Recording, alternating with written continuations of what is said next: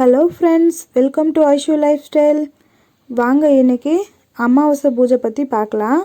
இன்றைக்கி எங்கள் வீட்டாண்ட சரியான மழை வந்ததுனால என்னால் துளசி மாடத்துக்கு என்னால் பூஜை பண்ண முடியல ஃப்ரெண்ட்ஸ்.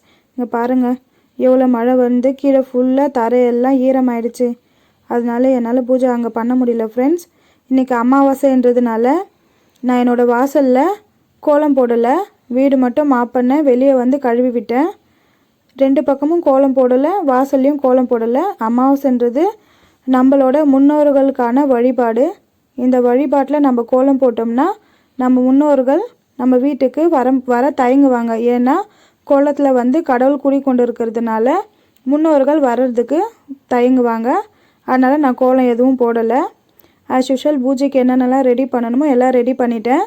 நான் ஃப்ரிட்ஜ் மேலே கண் திஷ்டிக்காக ஒரு கண்ணாடி பாட்டிலில் தண்ணியில் லெமன் போட்டு வச்சுருப்பேன். அதெல்லாம் சேஞ்ச் பண்ணி புது லெமன் மாற்றிக்கிட்டேன். புத்தராண்டையும் உப்பில் ஒரு லெமன் வச்சுருப்பேன். இதுவும் கண் திஷ்டிக்காக தான் வச்சுருக்கேன். அந்த லெமனும் நான் சேஞ்ச் பண்ணிக்கிட்டேன். அதே மாதிரி பூஜை ரூம்லேயும் ஒரு கண்ணாடி பாட்டிலில் தண்ணி போட்டு ஒரு லெமன் வச்சுருப்பேன். இந்த லெமனும் நான் வந்து மாற்றிக்கிட்டேன். இன்றைக்கி அமாவாசைன்றதுனால கண் திஷ்டிக்கு செய்கிற பரிகாரம் எல்லாமே வந்து நல்ல பலனை கொடுக்கும். இன்றைக்கி முக்கியமாக வந்து வாசலில் வந்து வரவங்க வந்து எல்லாருமே வந்து நல்ல எண்ணத்தில் வருவாங்களா இல்லை கெட்ட எண்ணத்தில் வருவாங்களா நம்மளுக்கு தெரியாது. அதனால அவங்களோட பேட் வைப்ஸ் வந்து நம்மளை அட்டாக் பண்ணாமல் இருக்கிறதுக்காக நம்ம வந்து வாசலில் சில விஷயங்கள் வந்து நம்ம அதுவும் அமாவாசை அன்னைக்கு செய்கிறது வந்து நல்ல ஒரு பலனை கொடுக்கும். வாங்க திஷ்டிக்கு நம்ம என்னென்னலாம் தேவைன்றதை பார்த்துக்கலாம். நான் எப்பவுமே எங்கள் வீட்டில் இந்த முறை தான் ஃபாலோ பண்ணுவேன். நான் 7 பச்சை மிளகாய் எடுத்திருக்கேன், ஒரு பெரிய லெமன் எடுத்திருக்கேன், அடுப்பு கறி இருக்குது பார்த்திங்களா, அது எடுத்திருக்கேன், ஒரு நூலில் ஊசி கோர்த்து எடுத்திருக்கேன். ஊசி வந்து ஒரு பெரிய சைஸ் ஊசியாக எடுத்துக்கோங்க. சின்ன சைஸ் ஊசி எம்மிங் ஊசியெல்லாம் வந்து லெமனுக்குள்ளே போகாது. அதனால் பெரிய ஊசி டைப்பில் வந்து எடுத்துக்கோங்க ஃப்ரெண்ட்ஸ். எடுத்துகிட்டு நூல் வந்து 4 இல்லைன்னா 5, 8 அந்த மாதிரி அந்த பழம் தாங்குகிற அளவுக்கு நூல் வந்து நல்லா மொத்தமாக திரித்து எடுத்துக்கோங்க. எடுத்துட்டு அடுப்பு கறியை வந்து அந்த நூலுக்குள்ளே விட்டு நம்ம நல்லா முடிச்சு போட்டுக்கலாம். நான் ஒரு 2 முடிச்சு போட்டிருக்கேன். போட்டு முடிச்சதுக்கப்புறமா எலுமிச்சம் பழத்தை வந்து மேலேருந்து கீழ்வாக்கு, அதாவது நம்ம செடியிலேருந்து பறிப்போம் பார்த்திங்களா, அந்த சைடு வந்து ஊசி விட்டு மேல் பக்கமாக வந்து எடுக்கணும். இங்கே பாருங்கள், அது தெரியுது பாருங்கள். அது மாதிரி அடிப்பக்கமாக விட்டு மேல் பக்கம் எடுத்துக்கோங்க. அடிப்பக்கம் எப்பவுமே வந்து அடுப்பு கறிக்காய் இருக்கணும். அதுக்கப்புறம் நான் அந்த பச்சை மிளகாவையும் நான் அதில் சேர்த்துக்கிறேன். பச்சை மிளகா குட்டி குட்டியாக இல்லாமல் நல்லா நீளமாக எடுத்துக்கோங்க. அதே மாதிரி அதோட காம்பு அழுகி இருக்கக்கூடாது, வளைஞ்சிருக்கக்கூடாது, நல்லா ஸ்டெடியாக இருக்க மாதிரி எடுத்துக்கோங்க. முடிஞ்ச அளவுக்கு ஃப்ரெஷ்ஷான பச்சை மிளகாவை எடுத்துக்கோங்க. நான் இப்போ கோத்து முடிச்சிட்டேன். மொத்தம் வந்து 7 பச்சை மிளகா, ஒரு லெமன், ஒரு அடுப்பு கறி, மொத்த கணக்கு வந்து எனக்கு 9 பொருள் இருக்கும். அதுக்கப்புறம் நான் வந்து அதை முடிச்சு போட்டுக்கிறேன். இந்த முடிச்சு எதுக்காகனா ஆணியில் வந்து ஹேங் பண்ணுறதுக்காக.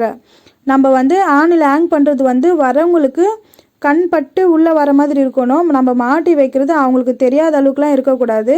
ஒரு பச்சை மிளகாவும் ஒரு திசையை பார்த்து இருக்கணும். ஒரே சைடில் ஒரே டைரெக்ஷனில் இருக்கக்கூடாது. ஒவ்வொன்றும் ஒரு பக்கமாக பார்க்குற மாதிரி இருக்கணும். ஓகே, நான் எல்லாம் ரெடி பண்ணிவிட்டேன். வாங்க வாசலில் மாட்டிக்கலாம். ஆணியில் வந்து மாட்டிக்கோங்க.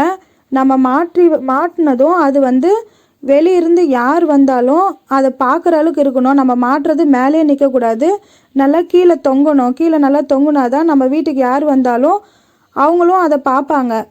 அப்போ தான் நம்ம வீட்டுக்கு வர நெகட்டிவ் தாட்ஸு, கந்திஷ்டி இது எல்லாமே வந்து நம்மளுக்கு சரியாகும். அதுலேருந்து நம்மளுக்கு எந்த பாதிப்பும் இல்லாமல் நம்ம வீடும் நம்மளும் வந்து சேஃபாக இருக்கலாம். கந்திஷ்டின்றது ரொம்ப ரொம்ப இம்பார்ட்டண்ட்டான ஒரு விஷயங்க. ஏன்னு வச்சுக்கோங்களேன், உடம்பு முடியலன்னா கூட ஹாஸ்பிட்டலுக்கு போயிட்டு நம்ம ட்ரீட்மெண்ட் பார்த்துக்கலாம்.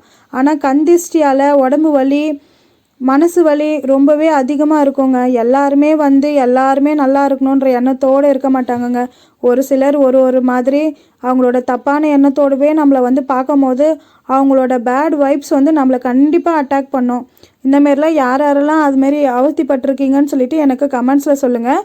நான் என்னோட அமாவாசைக்கான திஷ்டி வேலை எல்லாமே முடிச்சுட்டு நான் அதுக்கப்புறமா வந்து என்னோட நார்மலாக நான் பூஜை பண்ணுற ரொட்டீன் வந்து நான் ஸ்டார்ட் பண்ணிவிட்டு நான் என்னோடய வாசக்காலுக்கெல்லாம் வந்து நான் தூப ஆராதனைகள்லாம் காமிச்சிக்கிறேன். கோலம் இல்லாததுனால வாசல் கொஞ்சம் சிம்பிளாக இருக்கும். நான் வந்து உருளிலையும் வந்து பூ போட்டு அலங்காரம் பண்ணி வச்சுருக்கேன். இப்போ நான் வீட்டுக்கெல்லாம் கற்பூர ஆராதனை காமிச்சிக்கிறேன். தீப தூப ஆராதனைகள் வந்து நம்மளோட வாசக்காலுக்கு நல்லா காமிச்சிக்கோங்க. ஏன்னா நம்ம வீட்டை காக்கிற நம்மளோட குலதெய்வம், நம்மளை காத்து அருளும் தெய்வங்கள் வந்து வாசப்படியில் தான் ஃபஸ்ட்டு குடியிருப்பாங்க. அவங்களுக்கெல்லாம் தீப தூப ஆராதனைகளை கண்டிப்பாக காமிக்கணும். வாசலில் ஒரு தீபமும் வச்சுக்கோங்க, அதே மாதிரி சாம்பிராணியும் வச்சுக்கோங்க ஃப்ரெண்ட்ஸ். நான் கேஸ் அடுப்பாண்டையும் வந்து நான் தீப தூப ஆராதனைகள்லாம் காமிச்சிக்கிறேன். ஏன்னா நம்மளுக்கு அன்னக்குறை இல்லாமல் இருக்கணும். அதே மாதிரி நம்ம வீட்டில் இருக்க அஷ்டலக்ஷ்மிகளும் கிச்சனில் தான் குடியிருப்பாங்க. அதனால் நான் கிச்சனுக்கும் வந்து தீப தூப ஆராதனைகள்லாம் காமிச்சிக்கிட்டேன் ஃப்ரெண்ட்ஸ். அதே மாதிரி என்னோடய புத்த ஸ்டாச்சுக்கும் ஒரு கேண்டில் வச்சுருக்கேன், அவருக்கும் தீபம் காமிச்சிக்கிட்டேன். அதுக்கப்புறம் ஆஸ் யூஷுவல் என்னோடய சாமி கபோர்டுக்கு நான் வந்துட்டேன். என்னோடய எல்லா கடவுளுக்குமே நான் வந்து வேண்டிக்கிட்டு எல்லா கடவுளுக்குமே வந்து தீப தூப ஆராதனைகள்லாம் காமிச்சிக்கிறேன் ஃப்ரெண்ட்ஸ். எல்லோரும் நல்லா இருக்கணும், நாங்களும் நல்லா இருக்கணும்னு சொல்லிட்டு வேண்டிக்கிறேன் ஃப்ரெண்ட்ஸ். ஓகே ஃப்ரெண்ட்ஸ், என்னோட அமாவாசை ரொட்டீன் இப்படி தான் இருந்தது ஃப்ரெண்ட்ஸ்.